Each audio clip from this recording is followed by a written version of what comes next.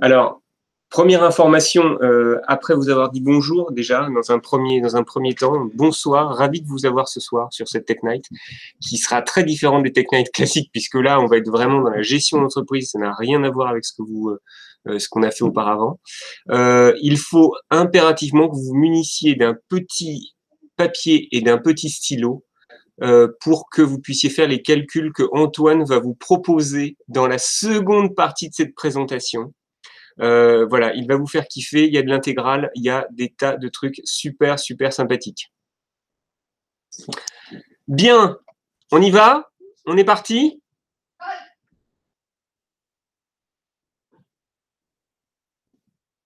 C'est OK?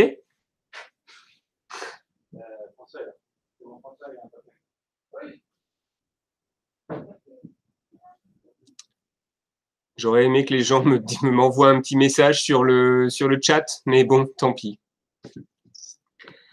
Bien, écoutez, ce que je vais faire, c'est que voilà, la première chose que je voulais vous dire ce soir, c'est que je vous ai adressé, enfin j'ai adressé là sur le chat de ce channel un lien vers servicepublic.fr. Servicepublic.fr, qui est une mine d'or pour les salariés et aussi pour les employeurs sur toutes les questions légales en matière salariale. Les questions de process, par exemple, j'ai en tête quelqu'un qui demandait un congé paternité et qui ne savait pas qu'un congé paternité se demandait un mois à l'avance. Et bien voilà, ce sont des informations que vous pouvez glaner sur servicepublic.fr. Donc, il ne faut surtout pas hésiter à aller regarder sur ce site-là. Le lien que je vous ai adressé en particulier concerne les bulletins de paye et c'est une fiche sur le nouveau bulletin de paye puisque le bulletin de paye a légèrement changé depuis la fin de l'année dernière et le début de cette année et certaines rubriques ont été regroupées les unes avec les autres. Je n'entrerai pas dans le détail de toutes les rubriques qui sont détaillées dans le bulletin de paye parce que c'est trop complexe et ça n'a pas beaucoup d'intérêt en fait pour être très franc avec vous. En revanche, ce que je vais tenter de vous expliquer, c'est vraiment les grands fondements sans essayer de vous endormir sur le sujet, quoi. D'accord? Alors, on va commencer tout de suite par un petit partage d'écran.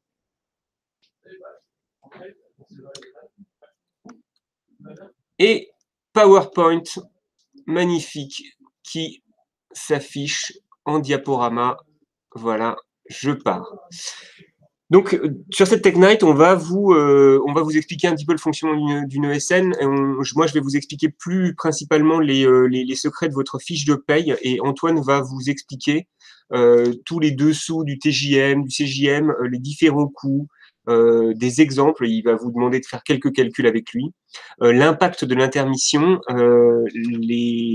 l'impact de l'augmentation de TJM ou de salaire sur une marge, par exemple. Et j'espère que vous comprendrez un petit peu mieux pourquoi la différence entre votre salaire et puis les TJM qu'on peut vous donner parfois de façon un petit peu indélicate vous être donné pardon par les clients de façon parfois un peu indélicate et sans vous expliquer comment ça fonctionne. Le décryptage de la fiche de paye. Alors, j'ai décidé de décrypter, enfin de faire cette fiche de paye en 3 différents morceaux pour que ça soit le plus simple possible à comprendre. La première page, c'est le haut de bulletin. Voilà. Mon idée ici, c'est pas de vous faire des pros de la paye, c'est juste de vous expliquer au moins à quoi ça sert, comment ça se lit et qu'est-ce qu'il y a comme information dans ce bulletin de paye, sachant que dans un bulletin de paye, il y a toutes les informations qui retracent votre contrat de travail au jour J ou au mois dans lequel il est édité. Donc, c'est vraiment un élément ultra puissant qui a valeur de contrat dans certains cas, quand il n'y a plus de contrat valable, par exemple, quand des contrats ont été perdus, eh bien c'est le bulletin de paye qui fait foi de contrat. Et voilà pourquoi c'est aussi important de les garder. Sachez qu'il faut garder les bulletins de paye sans limitation de durée. C'est quelque chose que vous devrez produire à un moment ou à un autre, notamment lors de votre retraite, et vous aurez besoin de tous les bulletins de paye depuis le début de votre carrière. Donc voilà, si vous devez prendre votre retraite à 75 ans, eh ben, il faudra que vous les retrouviez, même ceux où vous aviez 25 ans. Un bulletin de paye. Ce haut de bulletin de paye, il retrace déjà toute une première partie d'informations que sont le mois dans lequel il a été fait. Alors ça, je pense que beaucoup de gens savent exactement ce que c'est, donc je ne vais pas m'attarder trop dessus. Voilà, ça c'est une fiche de paye que j'ai repris, qui est d'une personne existante au sein d'Axiléo, mais que j'ai anonymisée. À droite, ici, dans cet encart, vous avez toutes les informations concernant la société Axiléo, son adresse, son numéro de SIRET, son code APE, qui est juste un code qui nous permet d'être classifié sur, voilà, est-ce que c'est une entreprise de gestion, est-ce que c'est une entreprise de métallurgie, qui permet aussi de donner la convention collective associée, mais qui n'est pas toujours exacte. Voilà, ça dépend un petit peu de l'activité de la société. Dans l'autre encart et l'autre carré qu'il y a sur la gauche de ce bulletin, alors tout d'abord, il va y avoir le matricule, qui est votre matricule en tant que salarié, généralement votre classé en fonction de l'entrée hein, au sein de la société, et qui est aujourd'hui aussi votre identifiant quand vous allez traiter vos notes de frais dans Carla Bella, le nouveau logiciel. En dessous, votre numéro de sécurité sociale. Ici, vous pouvez remarquer que c'était une fille que j'ai anonymisée. Votre emploi, c'est-à-dire l'emploi qui est noté sur le bulletin de salaire et qui était noté normalement sur le contrat de travail, mais c'est toujours celui qui est sur le bulletin de salaire le plus récent qui fait foi. Donc, si sur le contrat, il était marqué assistante et que sur le dernier bulletin de paye, vous êtes marqué ingénieur d'études, vous êtes l'ingénieur d'études et vous n'êtes plus assistante. C'est un exemple. La qualification IC, qui est une qualification qui est tirée de la convention collective et qui veut dire ingénieur et cadre. D'accord ? Le niveau qui ne s'applique pas pour la convention Syntec, qui est, voilà, sur certaines conventions collectives, vous pouvez avoir des niveaux, des coefficients et des indices, ou simplement des niveaux, ou simplement des coefficients, ou simplement des indices. Ici, dans la convention Syntec, vous avez des coefficients et des indices. Donc, le coefficient est de 100, l'indice est de 1.2. Vous pouvez le retrouver également sur votre contrat de travail normalement. Juste à droite de ce coefficient, vous avez la date d'entrée au sein de la société. Alors là, j'ai anonymisé pour pas qu'on puisse savoir qui c'est. Donc c'était 03 10 12 2000 quelque chose. Vous retrouverez toujours votre date d'entrée. Attention, votre date d'entrée ne coïncide pas forcément avec votre date d'ancienneté. Dans le cas où certains salariés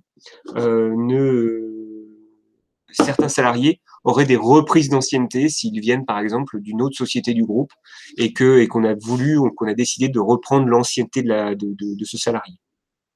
Enfin, les heures payées qui sont de 151h67. Je sais que vous ne faites pas 151h67 aujourd'hui, vous faites 38h05. Hein, c'est théoriquement ce qui est marqué sur votre contrat de travail.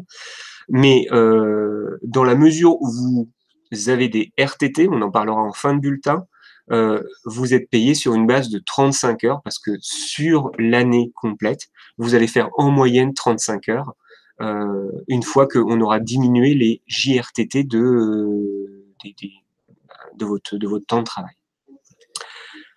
Ensuite, dans les rubriques en dessous, dans l'encart en dessous, on va vraiment passer sur ce qu'est la fiche de paye et on passe directement sur ce qu'est le salaire de base, d'accord? Alors, ce salaire de base, vous allez ici avoir le taux horaire, enfin, vous allez avoir le nombre d'heures qui est effectué dans le mois. Vous allez ensuite avoir le taux horaire. Évidemment, l'un multiplié par l'autre va vous donner le montant du salaire de base. À cela s'ajoute la prime Syntec, comme il est indiqué sur votre contrat de travail. Et immédiatement après, si jamais c'est le cas, vous allez avoir tous les retraits ou toutes les indications sur les RTT ou sur les CP qui ont été pris dans le mois d'avril, puisqu'ici c'est un bulletin du mois d'avril. Sachez que toutes les informations de prise de CP, de prise de RTT sont toujours consignées sur le bulletin de paye. Si elles ne sont pas consignées sur le bulletin de paye le mois d'avril pour le mois d'avril, par exemple, elles peuvent très bien être faites le mois d'après. Il peut arriver que certaines demandes qui ont été faites un petit peu tardivement soient validées que sur le bulletin du mois d'après, et donc il passera sur le mois de mai. C'est la spécificité du bulletin de paye en France, c'est qu'il récapitule vraiment, comme je disais tout à l'heure, tous les éléments qui se passent dans le mois ou qui se passent dans enfin, tous les événements qui peuvent arriver à un salarié quand au cours de sa relation de travail. Ensuite, vous allez avoir le total brut, d'accord? Le total brut, ça représente les 2 991,66 € que vous avez ici, le salaire de base, plus la prime Syntec, ce qui va vous donner 3033,33 €. Ce montant de salaire est celui qui est défini et celui qui va être utilisé pour la page suivante, c'est-à-dire pour tout le calcul des rubriques du bulletin de paye. Alors, je passe à la page numéro 2, qui est le corps du bulletin de paye. On retrouve ce total brut de 3033,33 €, pardon. Et ensuite, vous allez avoir toutes ces fameuses rubriques sur lesquelles vont être calculées les cotisations que vous allez payer sur cette case ici. Ça, ce sont les cotisations que vous allez payer. Mince, comment on fait pour retourner en arrière? Voilà. Toutes les rubriques que vous allez payer, vous, en tant que salarié. Et à droite, le plus à droite, toutes les cotisations associées aux rubriques qui sont payées par l'employeur. D'accord? J'ai désigné en vert ou en jaune, je suis daltonien, donc je peux pas savoir ce que c'est. C'est jaune. Et j'ai indiqué en bleu les éléments, c'est-à-dire les charges sociales totales, 716 € pour le salarié là, 1400 € pour l'employeur. Bien. Je reviens quelques secondes sur les différentes rubriques que vous avez ici sur la gauche du bulletin. Ça a été regroupé depuis le début de l'année dans des rubriques qui concernent la santé, les accidents du travail, les retraites. Alors, une bonne partie de ces cotisations ne concernent pas le salarié, d'accord, et elles concernent uniquement l'employeur. C'est ce qui va créer cette distorsion que va vous expliquer aussi Antoine par la suite entre ce que vous recevez, ce que vous coûtez. Il y a une très grande distorsion. J'y reviendrai un tout petit peu plus tard. Pour l'instant, sur ces rubriques, voilà, à chaque fois, sur la ligne santé, sur la ligne par exemple santé, sécurité sociale, maladie, maternité, invalidité, décès, vous allez avoir le montant sur lequel est calculée la cotisation qui est payée par l'employeur. Ici, ce sera sur 3 033 €. Ici, à nouveau sur la complémentaire incapacité, invalidité, décès, ça sera sur 3 033 €, c'est-à-dire sur le salaire. Et vous allez voir cette différence sur le complémentaire santé, sur la complémentaire santé, où là, vous allez être taxé sur un tout petit peu plus que ce qui est prévu. C'est Non, excusez-moi. Ça, c'est sur le plafond, oui, parce que, excusez-moi, la complémentaire santé est calculée en fonction du plafond de la sécurité sociale. Aujourd'hui, le plafond de la sécurité sociale est de 3 311 €. C'est là-dessus qu'il est indexé. Si votre salaire est en dessous, il sera quand même indexé là-dessus. S'il est au-dessus, il restera encore sur ce plafond de la sécurité sociale, qui est un élément extrêmement important pour le calcul des cotisations et d'autres éléments, comme la complémentaire santé. Ensuite, vous avez les lignes d'accident du travail. Alors, je vais pas toutes les faire, voilà, elles retracent tout, elles sont pas claires, je pourrais pas aller jusque-là, mais toutes ces désignations des différentes cotisations, vous allez pouvoir les retrouver sur le lien que je vous ai adressé si vous voulez vraiment en savoir un petit peu plus, et si vous voulez vraiment entrer dans le détail. Ça n'a pas grand intérêt, ça vous permet juste de savoir à quoi servent ces cotisations. Voilà, la santé est principalement payée par l'employeur parce que ce sont toutes les problématiques de sécurité sociale, ce qui vous permet d'aller chez le médecin et de ne pas payer grand-chose, contrairement à d'autres pays, par exemple. Et puis, bien évidemment, les accidents du travail qui sont pris en charge uniquement par l'employeur, parce que c'est entre guillemets à cause de lui que peuvent arriver ces accidents. Ensuite, toutes les cotisations retraite qui, là, vous concernent en grande partie. Donc, vous devez cotiser, et ça commence immédiatement par 209 €, 30, et ainsi de suite, en fonction des différentes cotisations. Ces cotisations-là sont décidées tous les ans par les partenaires sociaux avec le gouvernement. D'accord? Famille, santé, sécurité sociale, tout ce qui concerne la CAF et qui est payé une fois de plus par l'employeur, l'assurance chômage qui est prise en charge par par vous et par l'employeur. Alors ici, il y a une petite spécificité, c'est que il y a toujours un moins 1,45 qui apparaît sur nos bulletins en ce moment, parce qu'il y a une régularisation qui est faite, d'après ce que j'ai pu glaner comme information. Aujourd'hui, les cotisations ont légèrement baissé sur le chômage, et donc c'est pour ça que qu'il y a ce moins 1,45 qui apparaît sur nos bulletins de paye. Ce n'est pas le cas sur tous les bulletins de paye. Voilà, aujourd'hui, c'est juste une régularisation qui est faite. Les autres contributions dues par l'employeur, qui sont généralement des contributions soit au syndicat, par exemple. Il y a aujourd'hui une contribution qui est transmise directement aux, aux organisations syndicales, et d'autres cotisations qui sont à payer par l'employeur et qui sont voilà, qui viennent former la totalité des contributions et des charges dites patronales. Sur ce bulletin de paye, vous payez également ce qu'on appelle la CSG, la contribution sociale généralisée, qui avait été inventée en 90 et qui est restée, qui devait être temporaire, mais qui est restée bien plus longtemps, mais elle est encore là aujourd'hui.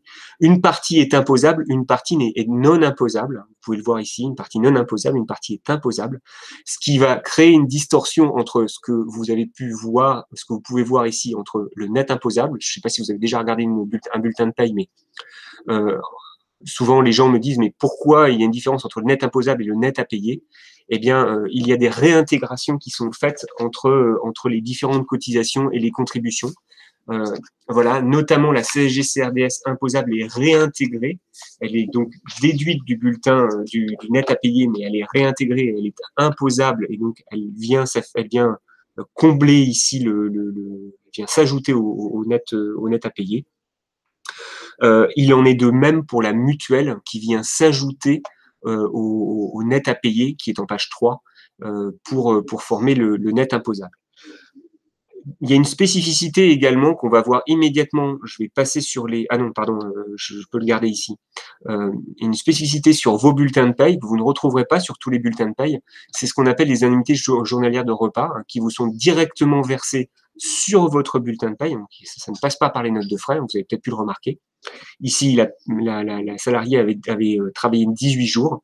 8,60 € sont traditionnellement donnés par Axileo, parce que vous ne pouvez pas prendre vos repas dans des conditions normales, ce qui fait une réintégration de 154,80 € qui apparaissent dans votre net à payer, mais qui ne sont pas imposables, d'accord? Donc, aujourd'hui, votre net imposable est constitué de votre net à payer moins les 154,80 € plus les 20,36 € plus les 88,34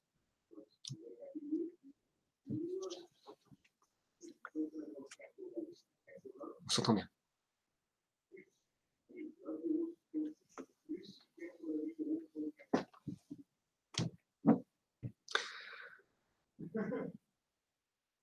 Sur cette troisième partie de bulletin, vous allez avoir à nouveau encore tout un socle d'informations extrêmement importantes et qui sont déterminantes et qui peuvent vous donner une bonne idée du coût d'un salarié dans une entreprise.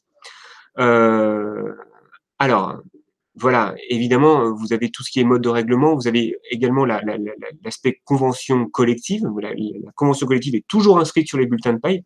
Quand cette ligne n'existe pas ou quand elle est blanche ici, ça veut dire que vous n'êtes pas rattaché à une convention collective, par exemple. Ici, vous avez évidemment le paiement, le virement, à qui il a été fait. J'ai anonymisé encore une fois le numéro de compte bancaire. Et ce qui vous intéresse le plus, sans doute, c'est le net payé en euros qui apparaît ici, 2471, et qui est donc un petit peu différent du net imposable, je vous ai expliqué tout à l'heure. L'autre, c'est ce net à payer est formé des 3033 € que vous avez pu voir en début de bulletin, sur cette partie-là, sur le total brut. Il est diminué des totales des cotisations et des contributions, et sont réintégrés les 154,80 €. Si vous faites ce calcul-là, vous tombez sur 2 471,47 €.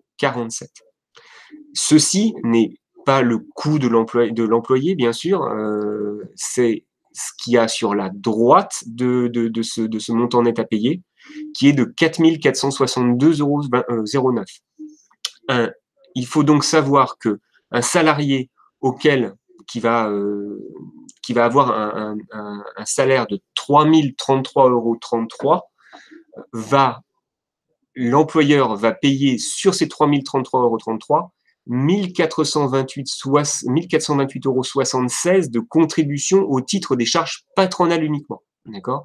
Alors, l'employeur est collecteur des cotisations salariales et patronales. C'est pour ça que, voilà, sinon ça devrait être à vous de devoir faire ce chèque-là des 716 €. Il vous donne uniquement les 2 471 €, mais sachez que vous ne coûtez pas à l'entreprise 3 033,33 €, mais vous coûtez bien, entre guillemets, 4 462 €, ce qui fait environ 50% de charges patronales.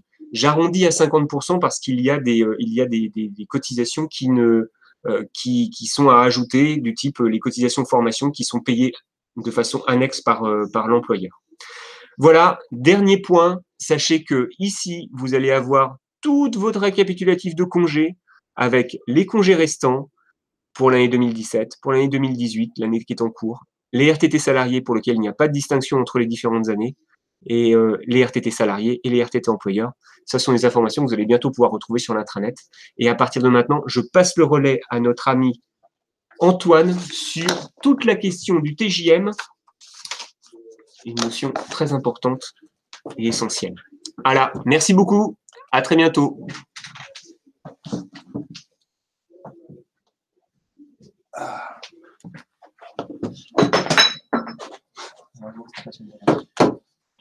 Alors, bonjour à tous. Bravo Nicolas. Le chat est en folie. J'imagine. Bravo, je vais chatter. Alors moi, je peux chatter aussi en même temps que je passe les slides. Je pense qu'il pourrait être intéressant aussi, alors c'est une question que j'avais, qu'il y a une phase de questions-réponses à la fin de la Tech Night. Je ne sais pas si vous êtes au fait du prélèvement à la source, mais je pense que ça sera peut-être une question que vous pourrez poser à Nicolas avec cette fameuse année blanche et ce qui va quid de 2019, en fait, où ça sera mis en place. Voilà, moi, pour ma part, je voulais vous expliquer un petit peu de manière totalement transparente comment fonctionne une SS2I ou une ESN et comment sont calculés les mécanismes de coûts, de taux.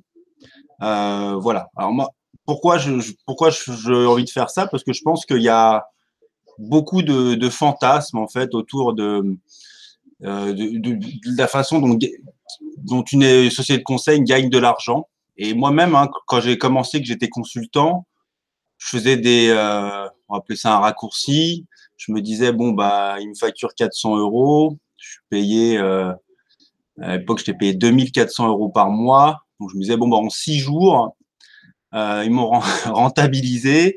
Et puis, tout le reste, c'est du profit. Bon. Il s'avère que bah, pour être passé de l'autre côté de la barrière, ça fonctionne pas exactement comme ça. Du moins, il y a quand même pas mal d'autres choses à prendre en compte. Donc, ce que je vous propose, c'est d'essayer de vous expliquer un petit peu tout ça. Expliquer aussi les impacts de l'intermission sur le fonctionnement global d'Axilo. Expliquer pourquoi aussi il est important de générer du profit et qu'est-ce qu'on fait avec. Voilà, donc c'est les thèmes que je vais essayer d'adresser. Et puis, il y a quelques petits travaux pratiques de calcul. Donc, prenez un papier, un crayon.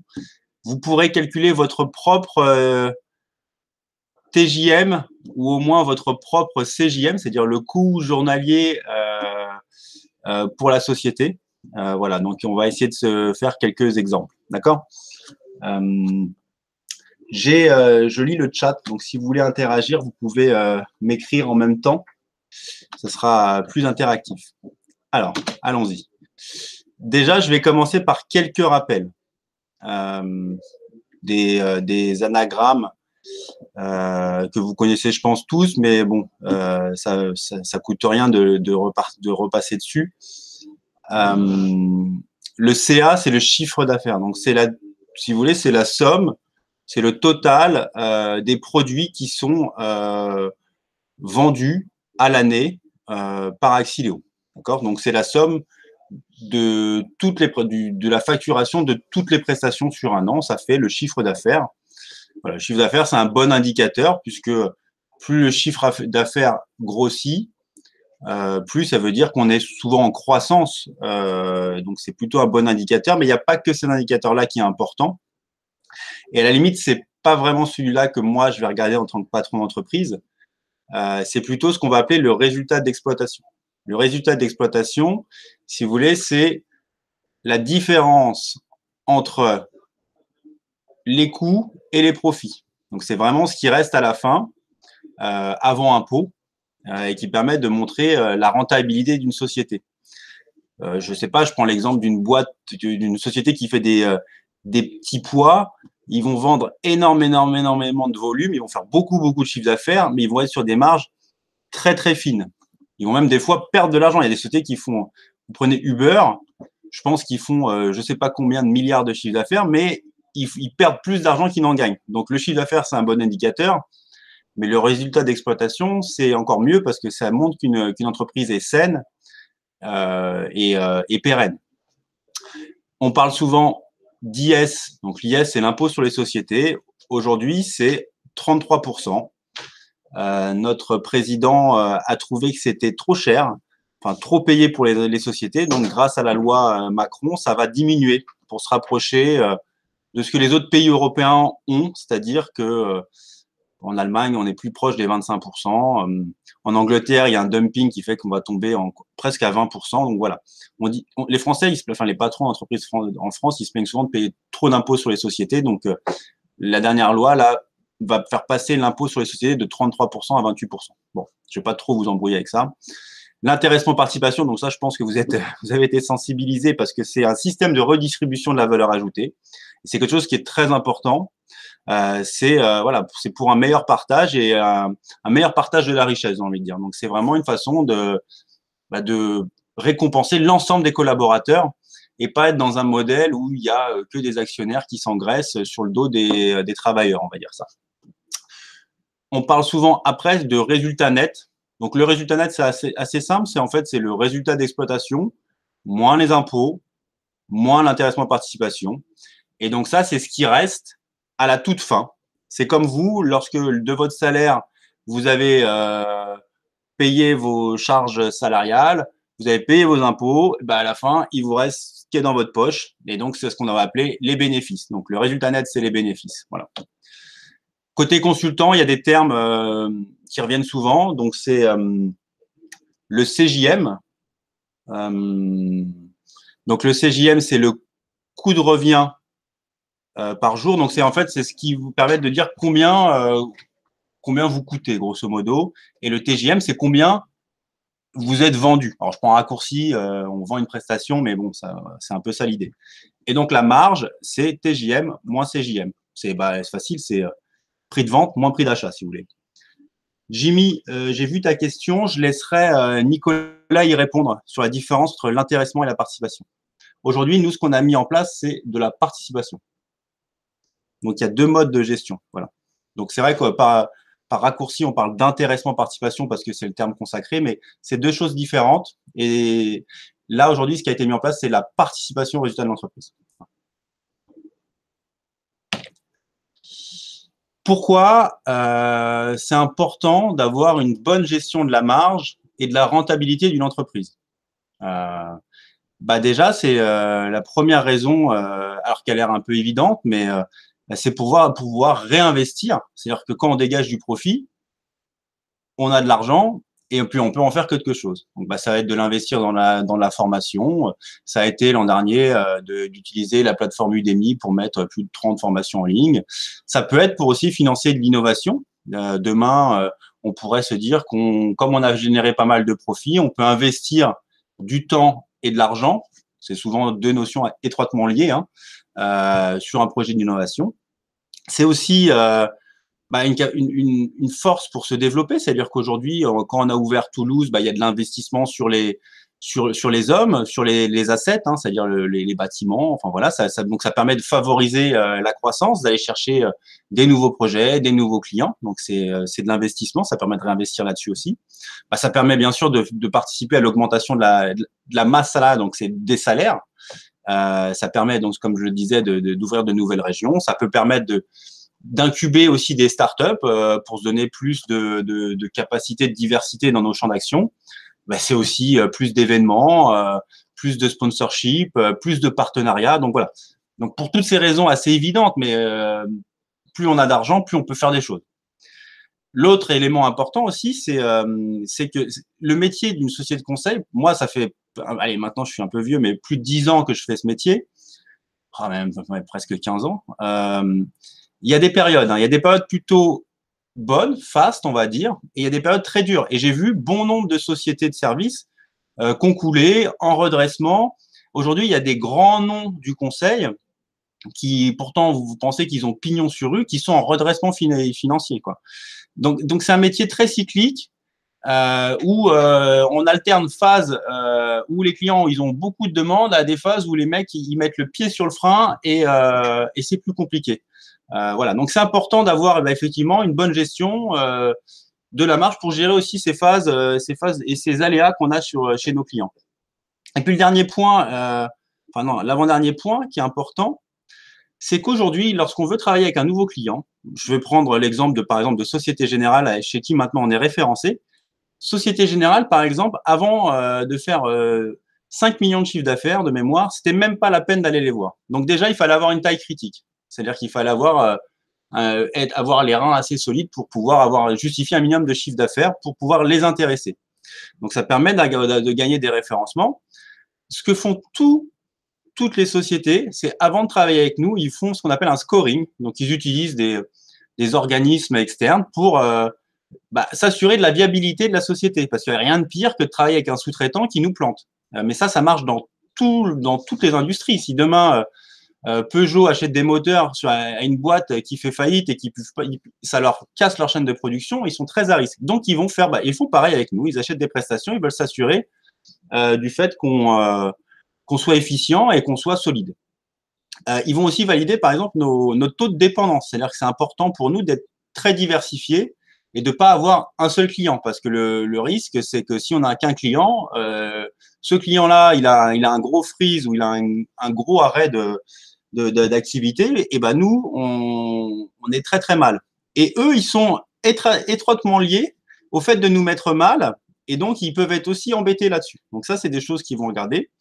Et bien sûr, il y a la taille critique, c'est-à-dire que Carrefour, par exemple, tant qu'on n'avait pas 80 personnes, ils ne voulaient pas travailler avec nous. Ils disaient non, vous n'êtes pas assez gros pour pouvoir répondre à toutes nos demandes. On leur disait bon, nous, on veut juste répondre à quelques-unes déjà pour commencer.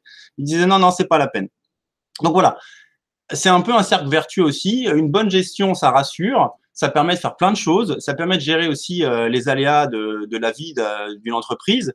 Et ça permet de aussi rassurer les futurs clients, d'en gagner des nouveaux. Et donc, en fait, on construit comme ça. Et puis après, forcément, une bonne marge, ça dégage plus de bénéfices. Et lorsqu'il y a une redistribution comme celle qu'on a mis en place, ça fait un intéressement ou une participation. Donc, une participation efficiente. Moi, je connais pas beaucoup de sociétés aujourd'hui qui distribuent un mois. Hein. Franchement, tout le monde a quasiment eu un mois de salaire. Pour vous aider, à l'époque où j'étais chez Alten Consultant, moi j'avais eu 250 euros. On en a été loin. Et ça, c'est la seule année où il y en a eu. Sinon, les autres années, alors pourtant la boîte faisait de l'argent, mais je sais pas comment ils géraient. Il n'y avait pas de participation. Le taux de dépendance, François, il doit être en général à moins de 20%. C'est-à-dire qu'à partir du moment où vous avez plus de 20% de votre activité chez le même client, ça commence à clignoter orange-rouge chez eux. D'accord, voilà. Donc, nous, ça va.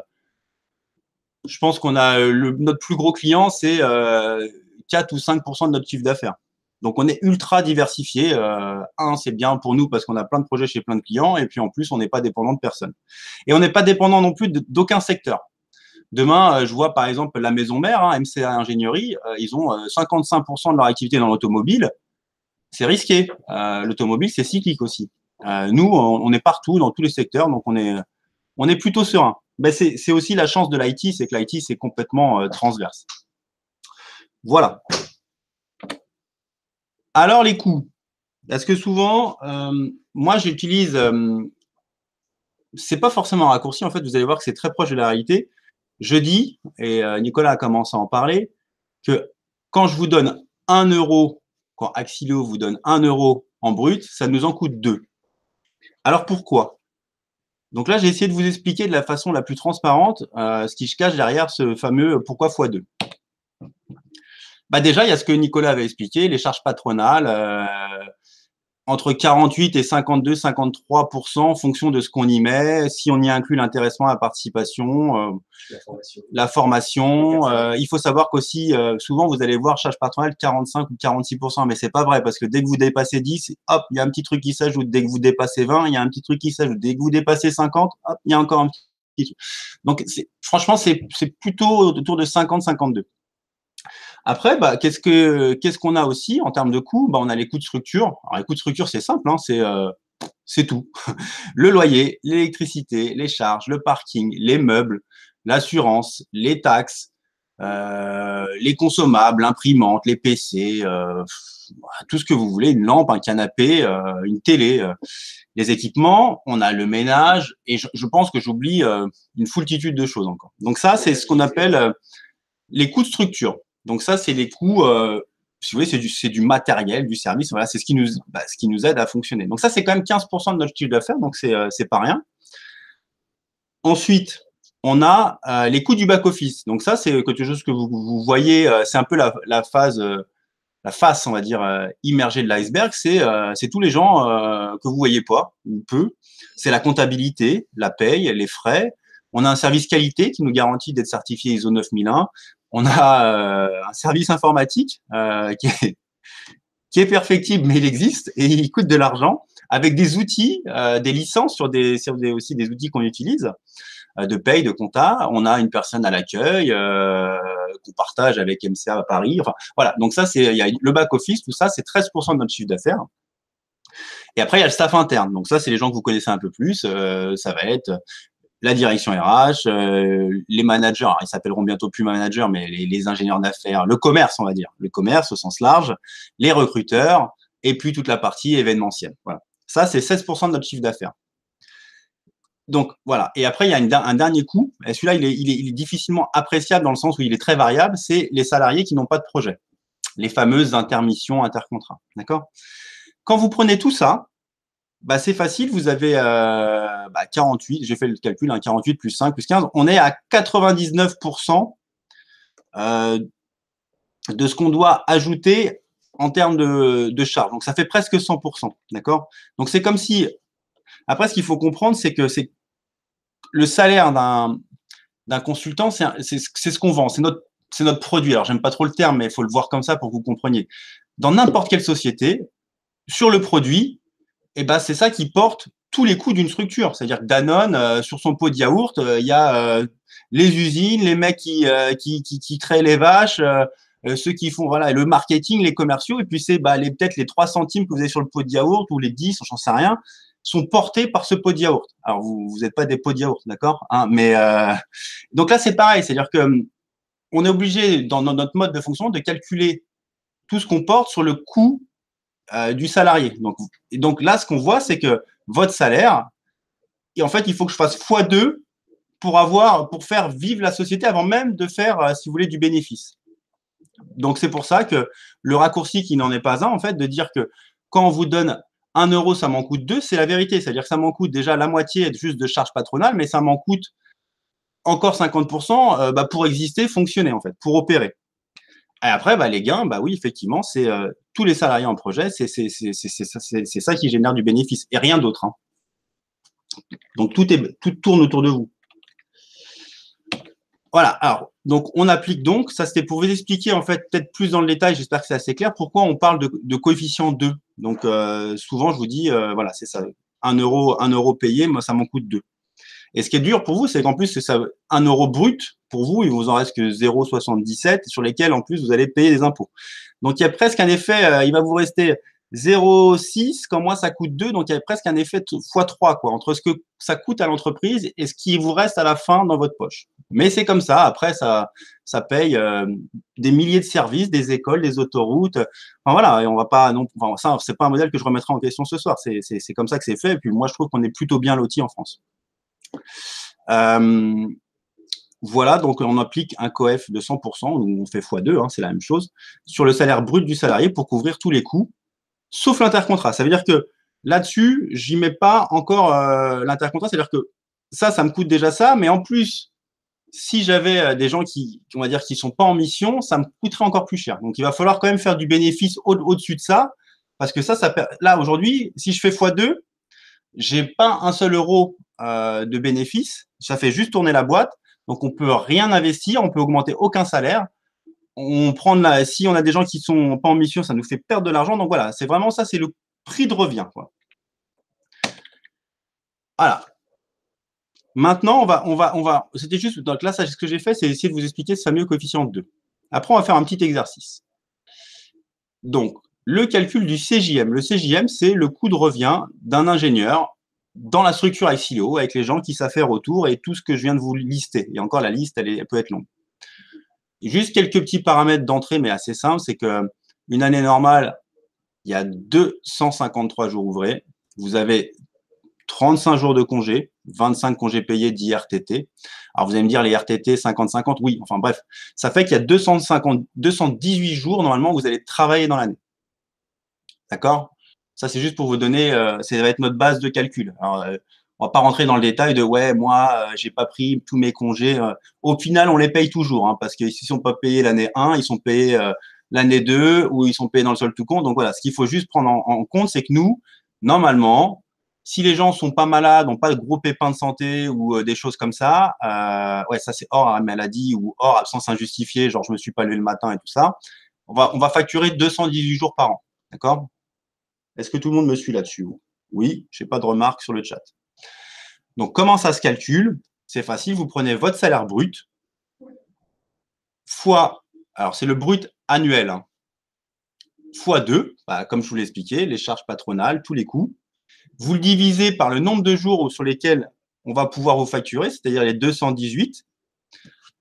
Ça va nous donner déjà un chiffre. Là-dessus, bah, si vous avez les frais de mission, alors il y a peu d'entre vous en ont, mais par exemple, si on a dû vous mettre un PC à disposition, bon, c'est à peu près le seul truc, bah, faut le rajouter. Et si vous avez des frais consultants, et ça, tout le monde en a, des frais consultants, hein, que ce soit le transport, les frais de panier repas, l'Internet, le téléphone, bah ça augmente le coût. C'est-à-dire que c'est des choses que j'ajoute. Alors, juste pour vous préciser, peut-être vous avez cette question en disant, mais pourquoi les frais consultants, on ne fait pas x2? Alors déjà, si vous avez cette question dans la tête, c'est que vous avez bien suivi ce que j'ai dit. On ne fait pas x2 parce qu'on ne paye pas de charges patronales sur les frais. D'accord? Donc ça, c'est sympa pour l'employeur. C'est sympa aussi pour le consultant parce que c'est du net. Bon, bref, voilà. Je referme la parenthèse. Donc ça, c'était le coût journalier moyen. La marge brute, alors ça, si vous avez fait ne serait-ce que des petits cours de compta à l'école, c'est le prix de vente moins le prix d'achat, donc TJM moins CJM, divisé par le TJM. Voilà, donc dit autrement, le TJM, c'est-à-dire si je sais que quelqu'un coûte 100, bah, si je veux faire 15% de marge, je vais faire 100 divisé par 0,85 parce que 0,85 c'est 1 moins 0,85. Et donc, alors j'ai pas une calculette sur moi. Et,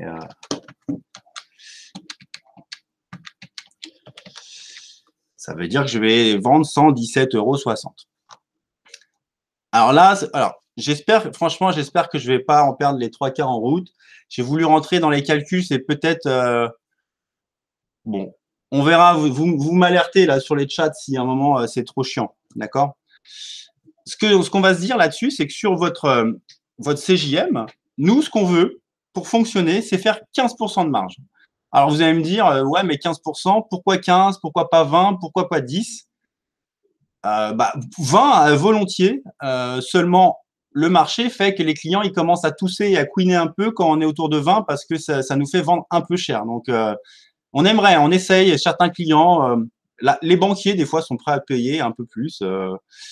Mais 15, c'est à peu près les modèles d'une bonne facturation. Voilà, c'est bien. Mais à quoi ils servent ces 15%? Donc, je vous les ai remis. C'est le strict minimum, hein. Franchement, c'est le strict minimum. C'est-à-dire qu'une affaire en dessous de 15%, en vérité, ce n'est pas une bonne affaire. Pourquoi? Parce qu'en fait, dans ces 15%, comme je vous ai expliqué auparavant, il y a plein de choses qui se cachent. Déjà, il nous faut ça pour avoir notre pérennité financière, générer du profit et réinvestir dans tout ce qu'on s'est dit. Il faut aussi avoir de la trésorerie parce que nos clients, tous les salaires des consultants sont payés à la fin du mois. Quand vous avez 80 salaires de consultants à payer à la fin du mois, le client, il nous paye 3 ou 4 mois plus tard. Donc, faites rapidement le calcul, mais il y a une grosse trésorerie à absorber. Ou alors, il faut prendre des crédits sur les banques, mais les crédits, c'est jamais gratuit. Donc, ça va impacter ce fameux 15%. Ça permet aussi, alors, quelque chose dont je vous montrerai un petit peu la démonstration après, d'absorber ces fameuses phases d'intermission. L'intermission, c'est pas grave, hein, je veux dire, intercontrat, ça fait partie du job. Après, nous, notre rôle, c'est d'essayer de faire en sorte qu'il soit le moins long possible, tout en faisant en sorte que le consultant il soit quand même content de sa mission. Donc, je vais dire, dit autrement, plus on va faire une bonne rentabilité, 15-20% de marge, plus aussi, et je pense que c'est ce qui est mis en place chez Axil, on a la capacité à attendre le bon projet, à être un peu patient aussi. Voilà. Ça peut être aussi, dans le cadre de l'entreprise libérée, bientôt, de financer ces fameuses journées de R&D qu'on aura au siège, ces ateliers de travail, et pas se dire que tout va se faire le soir. Voilà. Donc ça, il faut ça aussi. Ça permet d'investir. Et puis, ça permet aussi de gérer derrière tous les imprévus, parce que, encore une fois, dans mon calcul, là, le x2, ni les arrêts maladie, ni l'intercontrat, ni les indispos diverses et variés sont pris en compte. Voilà. Est-ce que j'ai des questions? Non. Alors, un exemple. J'espère que vous avez tous un papier et un crayon et peut-être une calculatrice. Je vous ai pris deux cas simples et puis on va voir juste un petit peu les effets que ça peut avoir. Voilà. Étienne. Alors, Étienne n'existe pas, donc pas besoin de le rechercher. Étienne, il est payé 2750 € brut par mois. Il a 8,60 € par jour de panier repas. Alors, il est à Paris parce qu'il a un Navigo, visiblement. Donc, il a 75 € de passe Navigo. Donc, ça fait 900 € par an. Ça, je vous ai un peu facilité le calcul. Il a 30 € d'Internet. Donc, ça fait 360 € par an. Et il a 20 € de téléphone. Ça fait 240 € par an. En frais de mission, il n'a rien. C'est-à-dire que le client lui a donné le PC et tout ça. Donc là, ça va être un concours de rapidité que je vais lire à travers le chat. Quel est le CJM d'Étienne? Voilà. Alors, si vous voulez, je vous aide. Je vous remets la formule du CJM.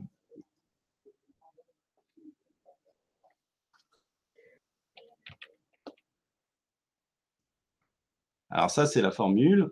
Et je vous remets les infos.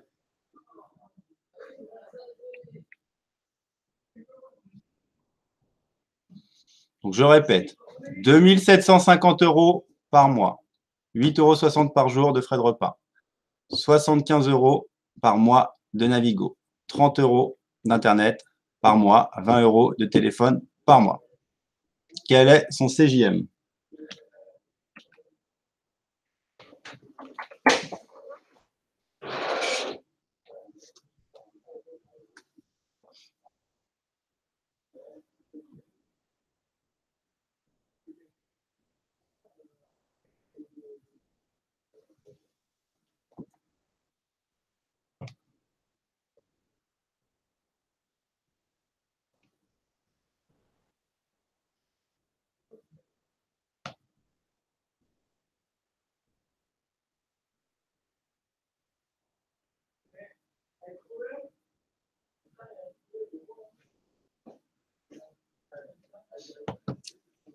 Apparemment, peut-être quelqu'un a trouvé ici, mais ils sont dans une autre salle, donc j'attends de voir qu'ils le mettent dans le chat.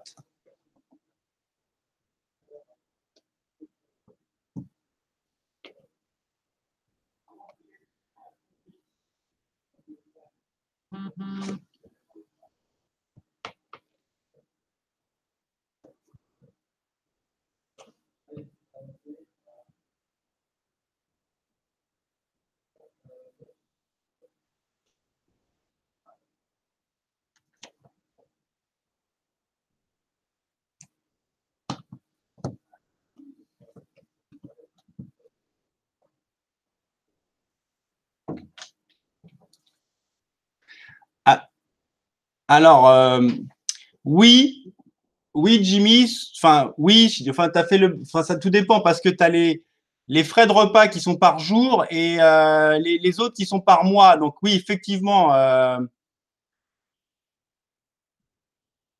bon, je pense que tu as compris ce qu'il faut faire. C'est-à-dire qu'effectivement, soit tu ramènes les frais mensuels à l'année et tu divises tout par 218. Ça marchera mieux, effectivement. Oui.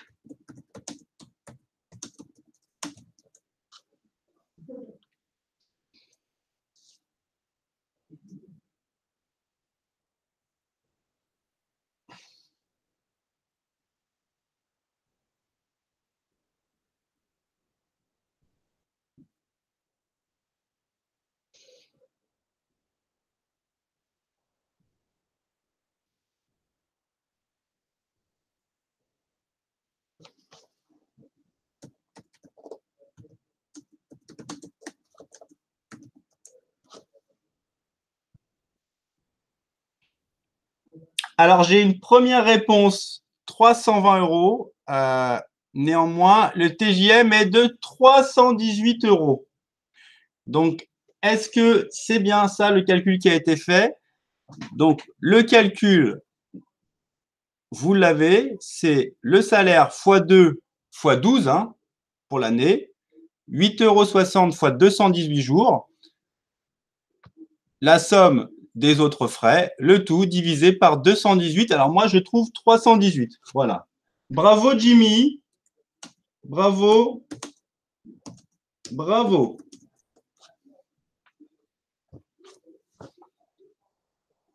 Alors oui, Thomas est encore plus précis, mais c'est ça. Alors on arrondit, mais vous avez fait le bon calcul. Maintenant, quel est le TJM minimum à avoir pour la mission d'Étienne? Donc je vous rappelle, le TJM minimum, c'est 15%.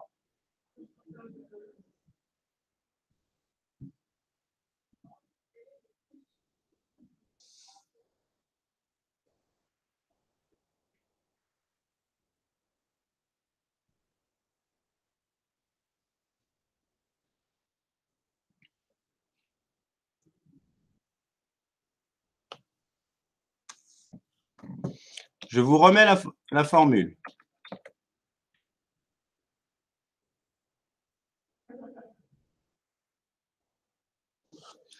Voilà. Bah, très bien. On a des bons élèves, ils ont compris.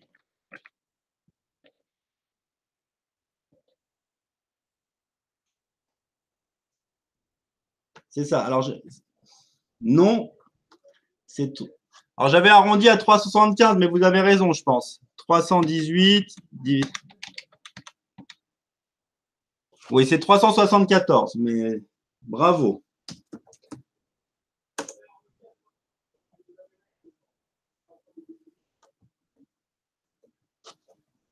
Romain, tu t'es trompé. Alors, qu'est-ce que tu as fait comme calcul? Bon, voilà. Alors, vous êtes chaud. Je vois qu'il y a une ambiance de folie. Donc, je vous propose qu'on se lance sur le cas de… Ah oui, juste la marge réalisée, donc.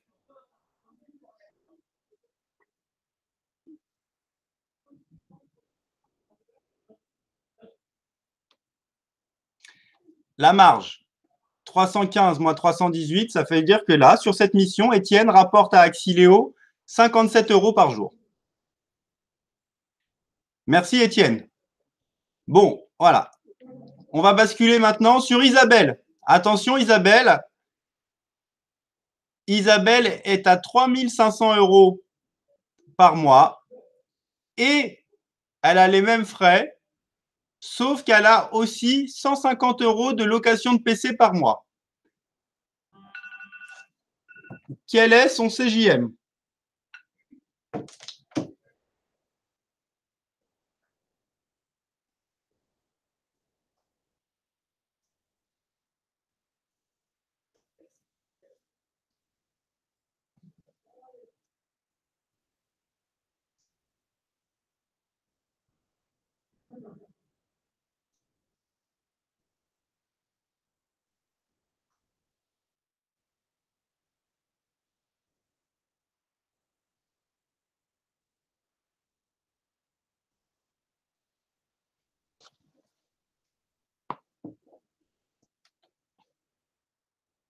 Ah, j'ai une première réponse.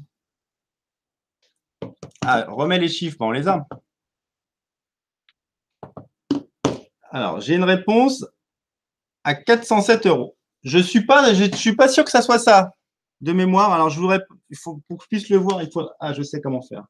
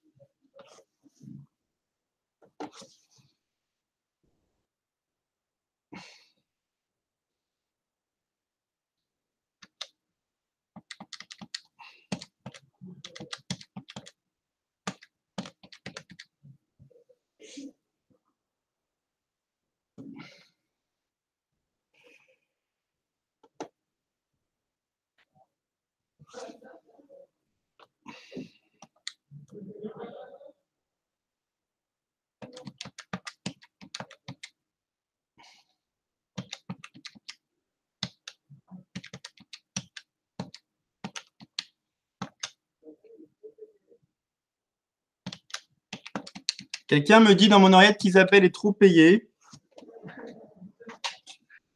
Peut-être. Alors, attendez.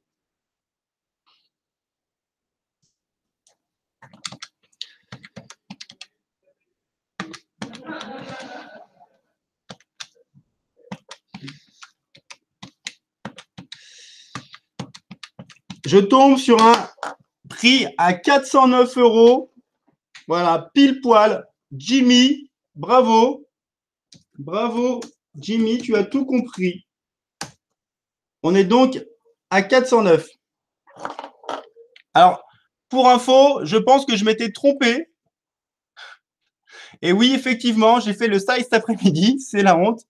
Pourquoi je me suis trompé? Ouais, parce que c'est bizarre quand même ça. Alors, il faut trouver l'erreur. Ah, l'erreur, elle est là. L'erreur, elle est 150 € de PC, c'est 150 € x 12. Donc, c'est 1800 €. Bon, restez sur le 400 € parce que mine de rien, ça m'arrangeait parce que c'était plus facile de faire les calculs parce qu'il y a des calculs ensuite. Donc, on reste sur le 400 €.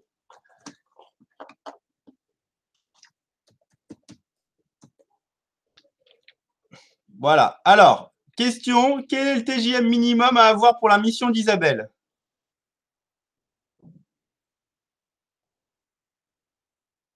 Là, ça doit aller vite, là. Hein.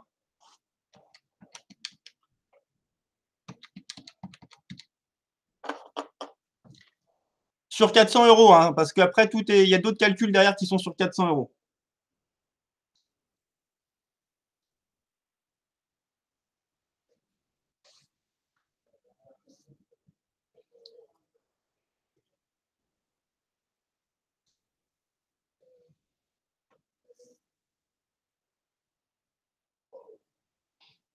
Bravo, bah, Jimmy, il est chaud. Hein. OK.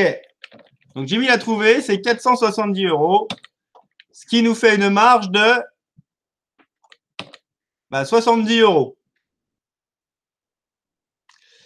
Voilà. Alors maintenant que vous avez à peu près compris comment se calcule le TJM et le CJM, je vais vous montrer un exemple. je vais essayer de vous expliquer les impacts de l'intermission ou de l'intercontrat. D'accord? Donc, imaginons que Axileo, donc j'ai pris des exemples un peu plus petits, mais pour que ça soit assez parlant. Aujourd'hui, j'ai 6 Étienne et une Isabelle en projet. Donc, la question, c'est combien on gagne? Eh bien, alors, sur les chiffres, on avait dit qu'on gagnait 57 € sur Étienne et on gagnait 70 € sur Isabelle. Donc, on gagne, Axileo, grâce à cette équipe de 7 consultants, va gagner 412 € par jour. D'accord? Donc, il y a 6 Étienne à 57 €, une Isabelle à 70 €. Maintenant, quel est l'impact? Si j'ai 6 Étienne en projet, mais une Isabelle en intermission, qu'est-ce qui se passe? Est-ce que je gagne ou est-ce que je perds de l'argent?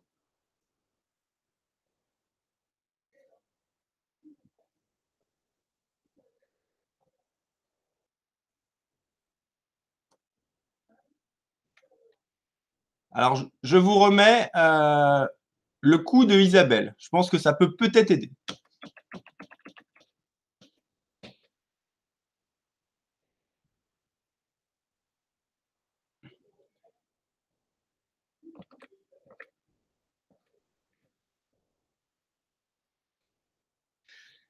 Eh bien, figurez-vous que avec 6 Étienne en projet et une seule Isabelle qui n'est pas en projet, Axileo perd 58 € par jour, donc on perd de l'argent.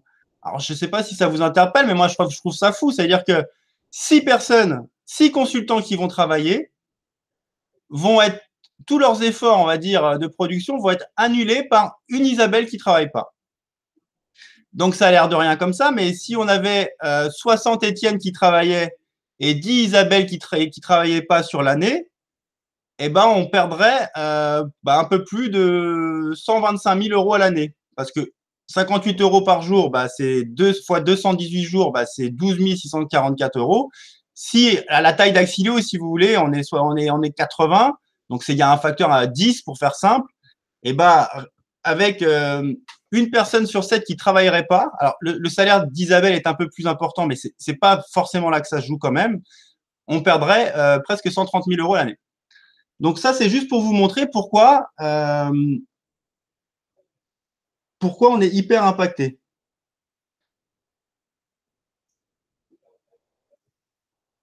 Alors, Romain me pose, heureusement, il y a RTT employeur. Effectivement,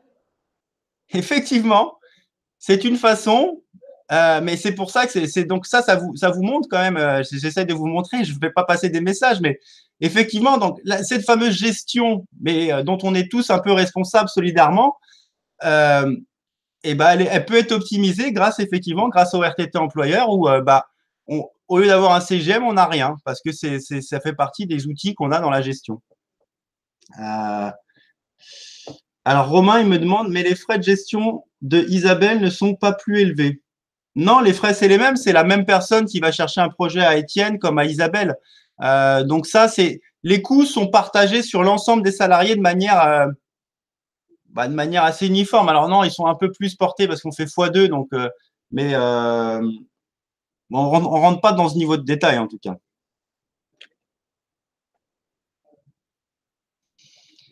Alors, j'ai plus qu'un slide et après on est bon. Hein. L'impact, ça c'est quelque chose sur lequel je voulais vous sensibiliser parce qu'on ne se rend pas compte. Je pense qu'on ne se rend pas compte avant d'avoir fait la démonstration de l'impact donc pourquoi je dis ça? Je dis pas ça pour que vous soyez pas en intercontrat. Ça arrive, c'est pas grave. Je dis juste que souvent on a l'impression que l'intercontrat arrive. Alors les managers commerciaux ils vous poussent, ils disent vite, fais vite ton dossier technique, dépêche-toi et tout ça. C'est aussi pour ces raisons-là, c'est qu'à un moment, chaque jour, ça a un impact. Donc c'est pas rien, quoi. On voit bien, hein, c'est-à-dire ça, chaque jour qui passe, c'est 6 jours de mecs qui travaillent à la place. Donc ça, c'est pour vous sensibiliser un peu là-dessus ou vous expliquer en tout cas. Et je vais vous expliquer un autre effet aussi qui est assez important, c'est l'impact de l'augmentation de TJM ou l'impact de l'augmentation de salaire que ça va avoir sur la marge. Et ça encore, je pense qu'on est l'augmentation de TJM, elle est plus facile pour nous lorsque vous êtes excellent. Et puis, je pense que vous pouvez aussi nous aider. Donc, je voulais juste vous expliquer quels sont les impacts. Alors, une question simple, que se passe-t-il si j'arrive à augmenter le TJM d'Étienne de 5%?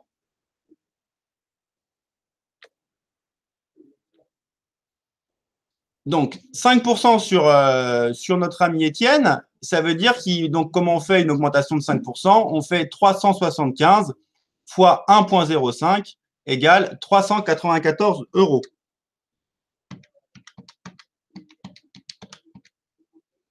À la grosse, hein, ça arrondit à 394.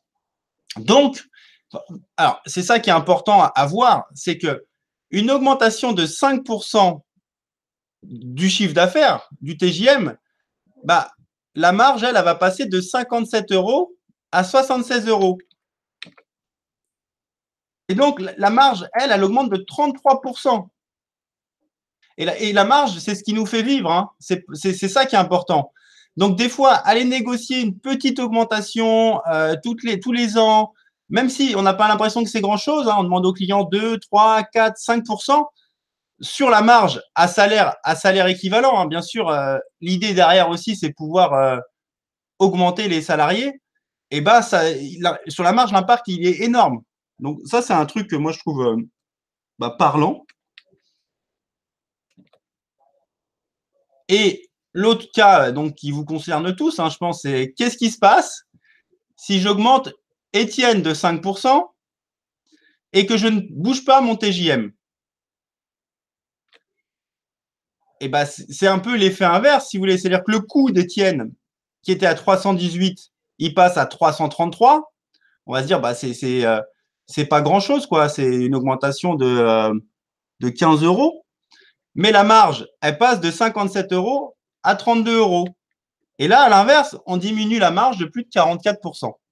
Et vous ne connaîtrez pas une entreprise qui arrivera à vivre en diminuant de manière macro. Hein, si ça, c'est généralisé à tous les salariés, c'est comme si on diminuait le résultat d'Axilo par 2, alors que c'est juste 5% sur le salaire ou sur le coût, quoi. Donc c'est juste voir cette notion, en fait, parce que la notion entre la marge et les chiffres d'affaires, là. Donc, ça, c'est pas pour vous dire qu'il faut pas augmenter les gens, hein, c'est pas ce que je veux dire.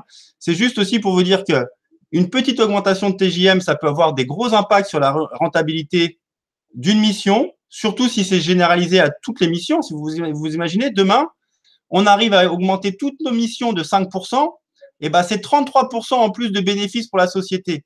Et c'est 33% d'argent en plus pour investir, pour redistribuer, pour créer, pour faire plein de choses. Donc, c'est hyper important.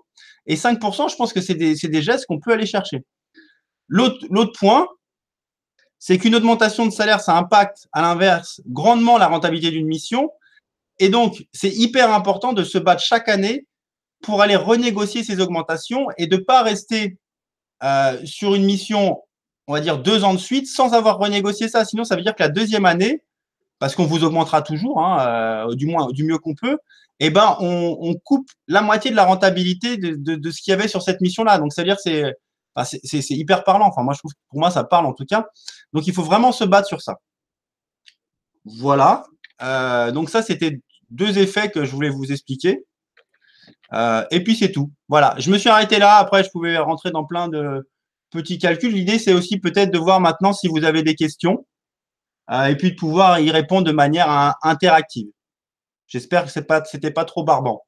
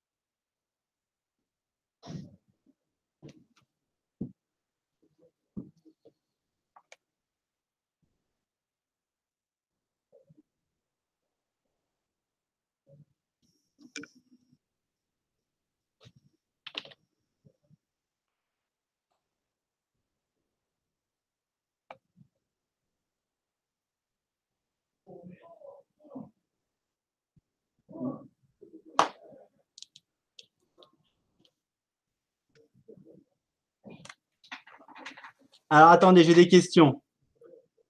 Le calcul de la marge de l'intermission d'Isabelle, elle ne doit pas enlever les 150 € mensuels de frais de mission vu qu'elle est en IC. Bah, non, parce que bien souvent, alors le PC, si, oui, ok. Ça dépend si c'est entre deux qu'on n'a pas pris un contrat sur un an de PC et qu'on peut pas revenir en arrière, en fait. Mais oui, donc dans son coût, j'avais calculé le PC ou pas? Oui, oui. Si, il a raison, Sébastien. Si, ok. Bon, c'est un truc à la con, le PC, parce que c'est normalement, on les fournit jamais, mais oui. Oui, sauf que des fois, si c'est mal géré, on s'assoit sur 1 ou 2 mois parce que c'est des leasings et les leasings, on peut pas les couper comme on veut. Mais oui, plutôt oui. On a une idée globale du CA d'Axilio de l'année passée. Oui, on a fait 7,8 millions de chiffre d'affaires. Et du coup, par rapport aux bénéfices, je crois qu'on a fait, j'ai peur de dire une connerie, on a fait quelque chose de l'alentour de, alors, avant impôt, 750 000 €, je crois, de REX.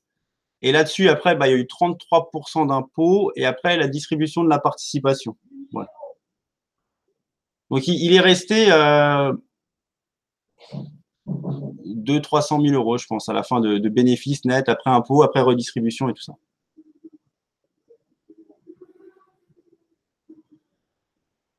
Alors, cet argent, il va, enfin, peut-être que vous pouvez l'imaginer, mais il ne va pas dans ma poche, hein. Il est stocké et il sert notamment à avoir de la trésorerie, à réinvestir. Voilà, c'est pas forcément pas parce qu'on fait des bénéfices que ça remonte. Il n'y a rien qui remonte d'ailleurs aux actionnaires aujourd'hui.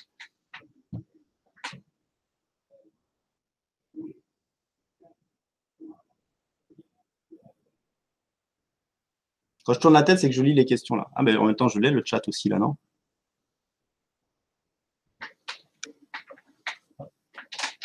Alors, est-ce que je ne l'ai pas là?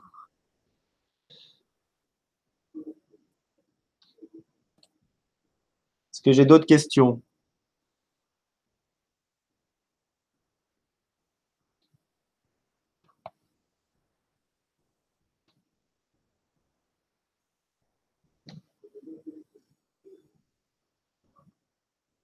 Ben, je ne les vois pas. On me dit dans mon oreillette que j'ai plein de questions, mais je ne les vois pas.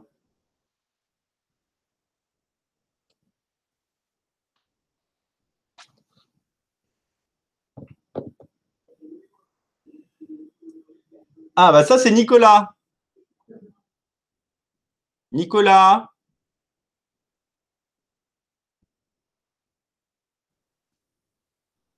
Bah, c'est Nicolas qui doit répondre à ça parce que moi, honnêtement, j'ai pas trop la réponse.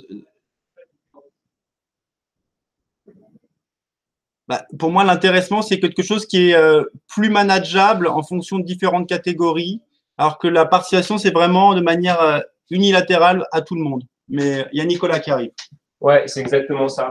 Ah. En fait, il n'y a pas beaucoup de différence entre les deux, si ce n'est dans ce qui se passe avec l'intéressement qui est généralement assis sur des objectifs, c'est-à-dire qu'elle n'est versée que s'il y a des objectifs, alors que la participation, elle, est versée selon des critères et c'est aussi simple que ça. C'est-à-dire que voilà, si l'entreprise a plus de 50 salariés, si l'entreprise fait plus d'un certain montant de bénéfices, eh bien il y a de la participation qui est donnée après chez nous. Enfin, en tout cas, c'est comme ça qu'elle sera donnée. Et d'ailleurs, très bonne question. Merci Jimmy pour l'avoir posée. Je vais bientôt vous solliciter pour que vous puissiez me dire si vous voulez avoir cette participation ou pas. Alors, je trouverais ça complètement ridicule que vous disiez non, mais voilà, je vais vous envoyer un gros feuillet dans quelques semaines, le plus tôt possible, pour que vous puissiez ratifier l'accord de la participation pour que je puisse enfin faire le nécessaire pour vous le verser à la fin du mois de juillet. Donc voilà, la différence entre l'intéressement et la participation est très très fine. Donc voilà, qu'est-ce qu'il y a comme autre question? Il n'y en a pas d'autres pour le moment. Est-ce que ça te convenait, Jimmy, comme réponse? Tu parles encore.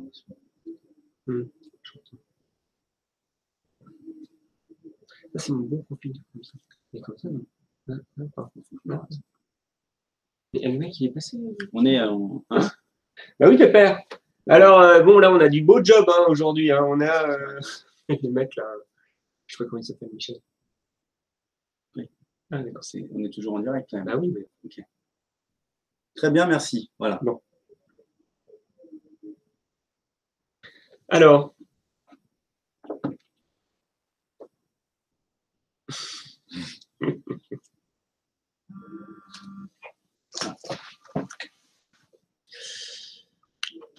Est-ce que tu veux dire un mot? Allez, c'est le moment là, c'est le moment où jamais on y va là. Toutes les questions que vous avez toujours voulu poser, c'est maintenant ou jamais, car ma femme vient de m'appeler. Je vais donc rentrer chez moi. Comment vont être les bulletins de paie avec le prélèvement à la source? Ah, ben ça c'est pour toi, mon gars. Honnêtement, je ne sais pas quelle tête ils vont avoir. Je suppose qu'il y aura simplement une ligne en plus sur le bulletin avec, enfin, une ligne en plus, mais qui va être un moins. Et voilà, et ça, c'est tout simplement ça ce qui va se passer. Je vous invite d'ailleurs à aller regarder. J'imagine que vous avez déjà fait vos déclarations d'impôts, donc vous avez dû passer sur la petite vidéo qu'a fait le ministère de l'Intérieur, enfin le ministère des Budgets, pardon, et qui est très bien fait. Donc il va falloir que vous nous donniez votre pourcentage de prélèvement, voilà, donc dans le courant de l'année.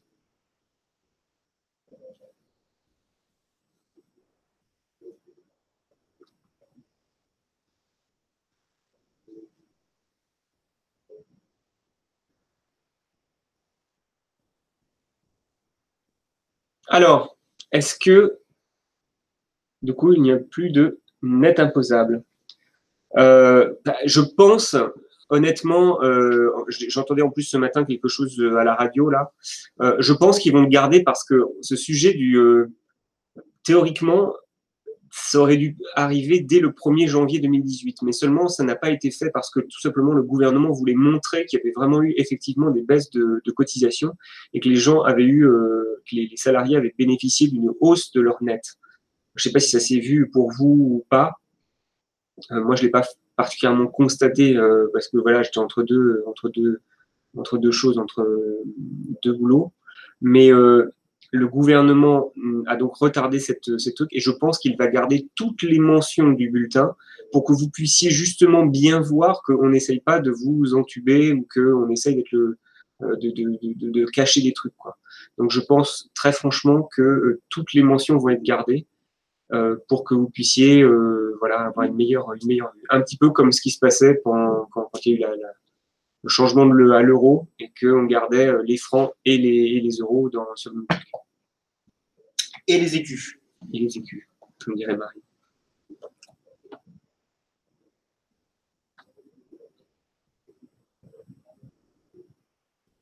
Eh ben, je vais répondre à Paul, moi, peut-être pour oui, ça. Absolument.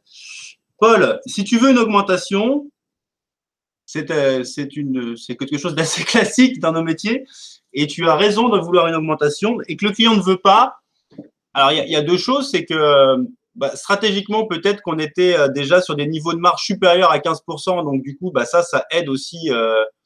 Ça aide aussi pour pouvoir absorber les augmentations potentielles. Et sinon, une autre des solutions, c'est s'il n'est pas prêt à payer plus cher alors que tu es meilleur puisque tu as pris 1 an d'expérience, ça va être de peut-être changer de mission à court ou moyen terme, mais il n'y a pas 36 000 façons. C'est-à-dire, soit le client il est prêt à comprendre que la prestation qui est vendue, elle a gagné en maturité, en valeur ajoutée, ce qui se fait quand même assez régulièrement, mais il faut quand même aller le chercher et le demander. Soit sinon, une des deux autres solutions, c'est d'aller voir ailleurs.